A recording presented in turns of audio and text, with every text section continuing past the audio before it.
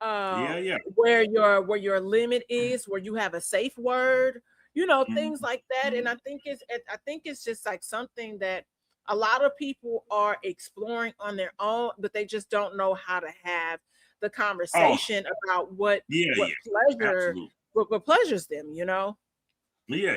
And I do think specifically in this space with people that look like us, this lane of kink and all that is very niche for us Yeah. still.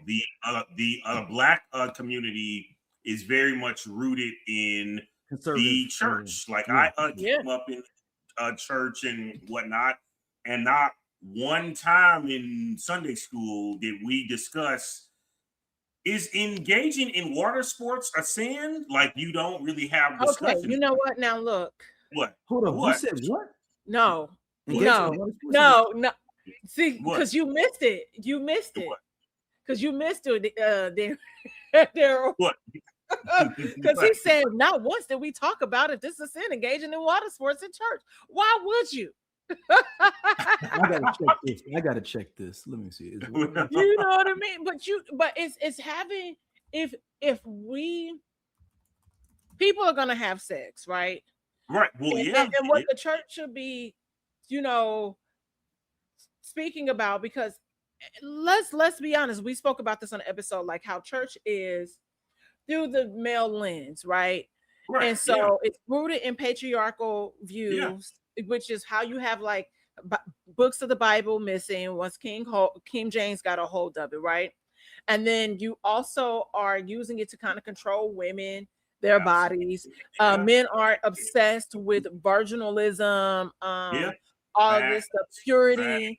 And so instead of having conversations about safe sex, how you can protect yourself, we're just like, just don't do it. But then you have people that are inquisitive, which is how you have teen pregnancies, people having STIs and all this stuff at a very young age. But it's like simply because we won't have the conversation.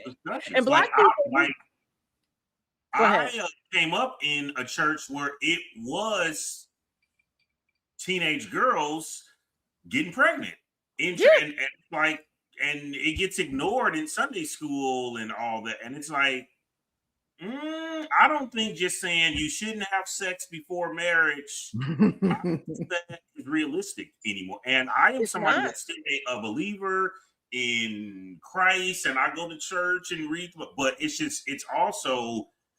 2026. People are doing what they're gonna do, and so and to also go off of your point though, there is this fantasy specifically with women. Oh, don't have sex before marriage. Save yourself for your husband and marry him and give them kids, and all that is fine. But what about the women that are in a marriage and the sex is whack?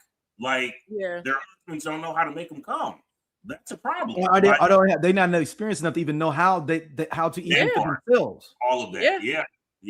Maybe not his fault. The fact that you're not even experienced enough to even know like what is the thing that gets you off. That's true. No. Now I'm not saying everybody go out and do what I have done. I mean, what I did this past weekend, nobody should probably be doing. But I digress. We are in, it was legal, right? It was legal. It was. Good question. Good question, Bill. Very, very, very top of my book. Every sex act I've ever done has always been legal, consensual, and it will always be that. This is gonna sound weird. I don't have to queue up one of our segments on you, but have you ever been to a Diddy event? I have not. No, I don't do that. No, I don't get off. That's the queue up our surviving Diddy section. Right. No. I mean, that to me, all of that is about pop. That's not even really about sex. That's people knowing that if I can make you do some really awful shit, you will sign this whack ass deal, and then I can take advantage of you for the next 30 years. I mean, can we talk?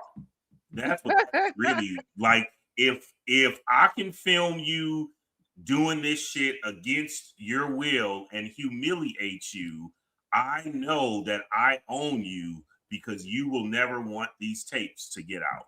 That's what all that shit is about, in my opinion. What I do is for fun, releasing stress, and people are themselves in the kink world.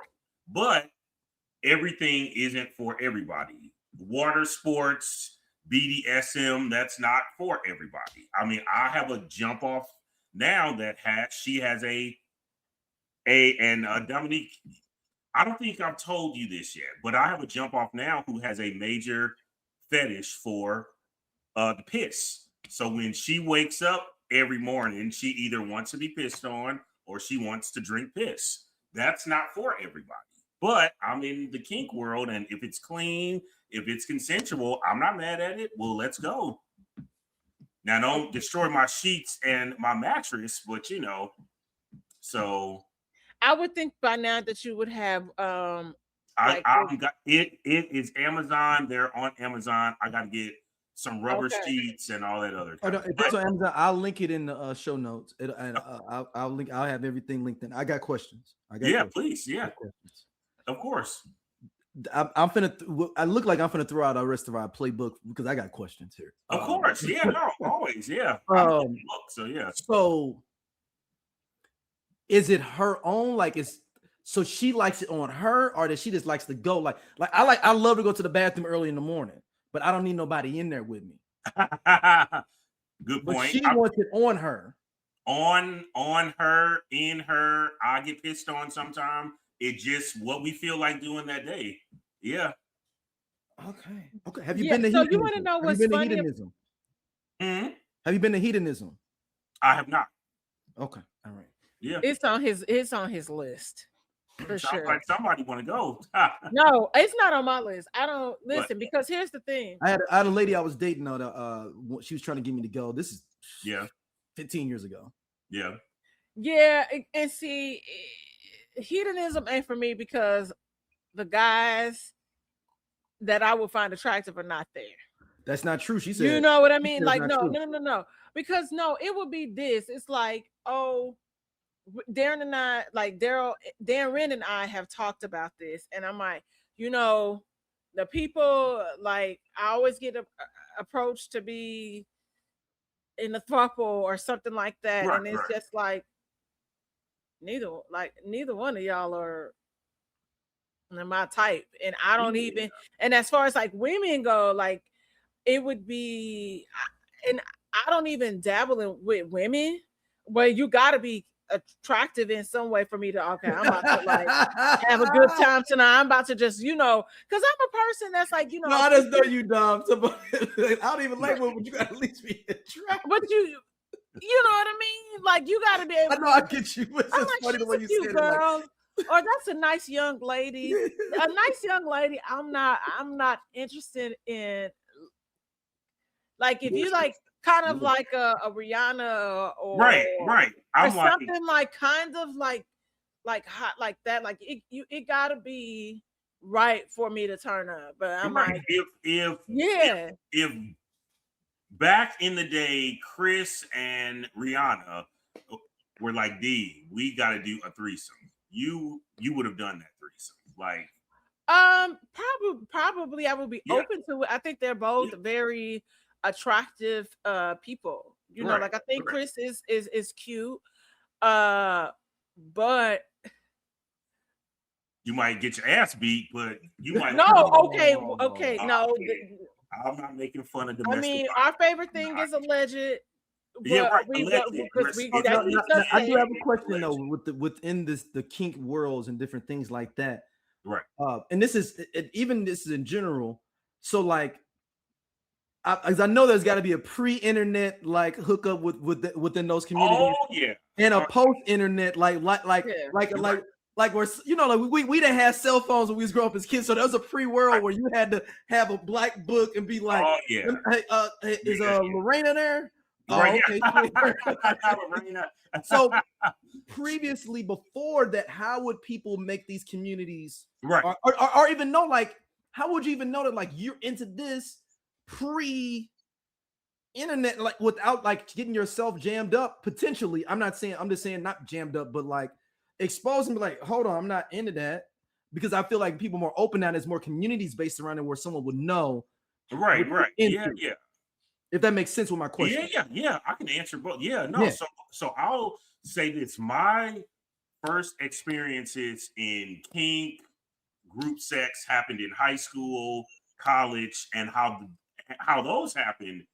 That was always about word of mouth, and it was always more spontaneous. So, and I won't say the other places, but it was certain, let's say, work places that I may or may not have worked at. I won't say which cities or nothing like that, but it was certain places I may have worked at or certain schools I attended, and people would talk. And sometimes, and this is why I say, if you're out with the right people on a certain night hanging out and the vibe is good, most people would be down for some kinky shit.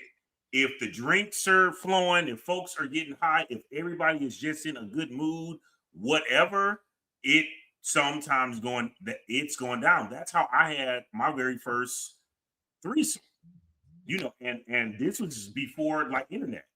Internet was around, but no, it was just, this was like the early 2000s, and I was in like high school still. So we weren't on in chat rooms looking for, like, it's word of mouth. So, and people used to also solicit it in the paper, like depending on what's happening. And then like you said, to go back to that word of mouth thing, like people would advertise certain things, have like business cards. Like I remember seeing a post where somebody was cleaning out, like their grandmother had passed away, and they were cleaning out the house, and they went through one of her drawers, and it was like a mini like pamphlet business card type deal where it was a guy selling sex. Like it was like, oh, for this dollar amount, you can get your box 8. I can massage you. I could do this. And for this, you can get multiple for this dollar amount for this amount of time. So people were out here. It was ways to do it. I mean, think about even back in the day, like they would have brothels and all of this stuff. Like you would just know where to go. Bath houses for the so people would know. Now, I will say this: the great thing about now is that it's much safer now. There's more vetting. There's more communication. And but do you feel there's more posers though too, Darrin? Where like, where like they kind of want to. This is like it's with any community. Like when I remember when I was collecting comic books and stuff. It wasn't even people talking about they was part of nerd culture. We was hiding up our comic books and other books and stuff like that. Now it's more accepted, so now you have these. I feel sometimes. Yeah, blurred culture is huge. Like you have conventions. But is it the same way on that side of kink, where there's people kind of posing where they kind of want to just dip their toe in it a little bit, but like so that is something, and I'm seeing this more and more. And as I have been saying, we are in this newfound with all these apps now. We're in a sexual revolution now. Absolutely. And what it is now is that since there's so much out there, it's so many apps, we see it on social media and movies, TV. Now it's almost like, so I say now, kink and sex is like a Baskin and Robbins now. There's so many flavors, it's so much. So now that folks like me are being more open about it, I'm seeing more and more people wanting to like explore, which is great. So folks are being a little bit more open-minded. And I do think, especially in America, sex has been very seen as very taboo and all that, even though porn is huge. My only thing with so many people wanting to experiment is that that's a lot of the people that approach me about doing group stuff, kink stuff. And it gets a little exhausting because oftentimes, like experts like me, and I will call myself an expert. Look, you're an expert to me. Yeah, you are. Yeah. No, I've been in this line of work. Hey y'all, if you like what you see here on Everyone Needs an Aquarius, be sure to hit that button right there. It'll take you to more clips, and be sure to like, subscribe, and share our podcast. See you back next time.